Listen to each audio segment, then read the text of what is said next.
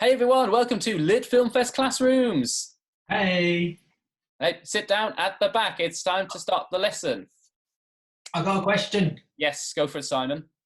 I haven't got a pencil. You don't need one right now. Maybe get one later. It's day 2 of the I got a lockdown. question. Is it about day 2 of the lockdown? What day of the lockdown is it? Number 2. It's gonna be long. It's gonna be a long few weeks. This is. Maybe we should stop counting. Anyway, How's everyone doing out there? hope you're all doing well. I'm doing okay.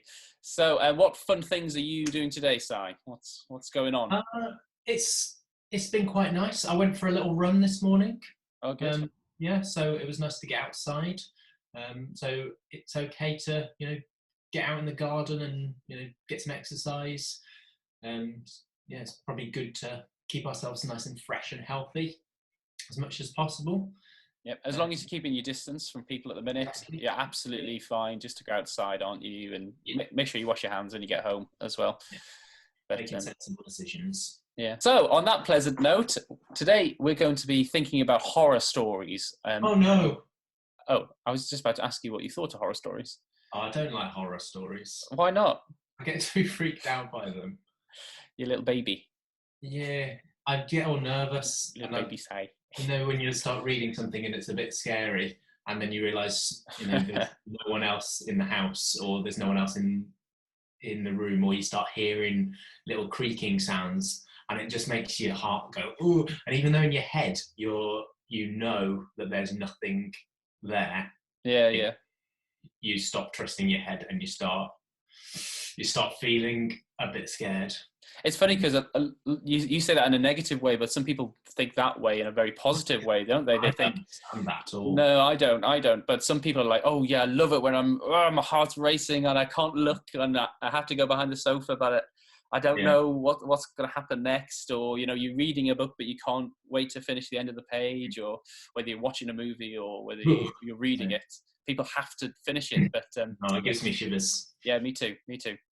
Let's watch something, and then we'll think about how you kids at home can maybe write or film your own horror movie in the comforts of your own living room. Ooh, spooky. Oh.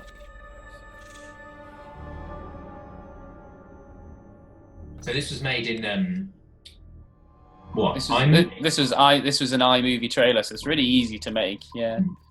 And so the children wrote all of the different words. Yeah, what I quite like is that you write your own story and then put it into the trailer itself. Mm-hmm. Yeah. And then each of the video clips is very short, isn't it? Yeah, very. Not a lot of filming needs doing.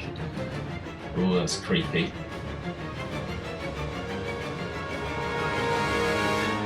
Lots of nice close-up shots to people's faces as well. Yeah, very. Yeah. Very good. I wouldn't watch that film. And then a horrible jump scare at the end. Horrible. What a horrible film. Some people enjoy that, don't they? Being scared. No. Yeah. So there was lots of good writing in that, but also like you were saying, there's loads of good shots in that as well. So loads of mixtures of movement and action, and there was even a creepy doll at the end, and hands coming towards the camera, which was particularly creepy. So if there's any, this is a really good time to play with what you're doing really, and different shots, because it's really easy to edit together in iMovie if you wanted to do that. Yeah. So how would people go about starting to write their own sort of horror little short story? I think a good thing that people often say is to start with your own fears. So what are you afraid of? And then kind of go from there. And what makes it scary? So if it is a spider, if you are afraid of spiders, is it the movement of like a spider? Is it the fear of like that a quick little scrabble across the floor? Because that's actually a horrible movement that a lot of people really don't like. Or is it the legs? Is it those kind of like hairy, long legs that you can imagine coming from behind a wall? Anyway. Sorry. But like some people are afraid of like clowns. It's like quite a common like phobia, or like dolls. Because that idea of something coming to life, or something that is fairly innocent but could be quite sinister, is a horrible one. Yeah, I think probably once you've thought about what it is that you're scared of, you could probably come into the setting then. So where is this story going to take place? Because there's quite a few different settings, aren't there, that people like will quickly associate with something that's a bit creepy. Like you can say any setting, but then you put the word old in front of it.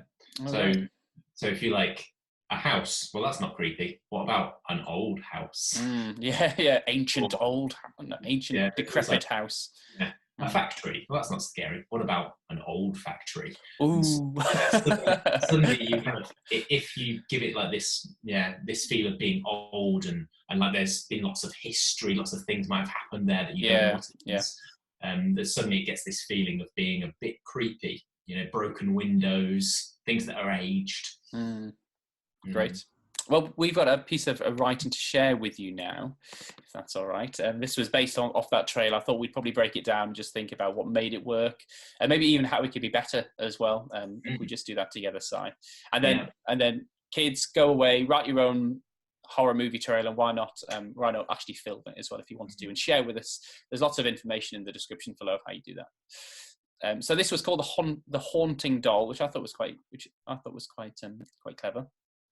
I like that at the start it sets the scene. So this Heidi, a fearless 16-year-old, found a trail of mystery leading to the house.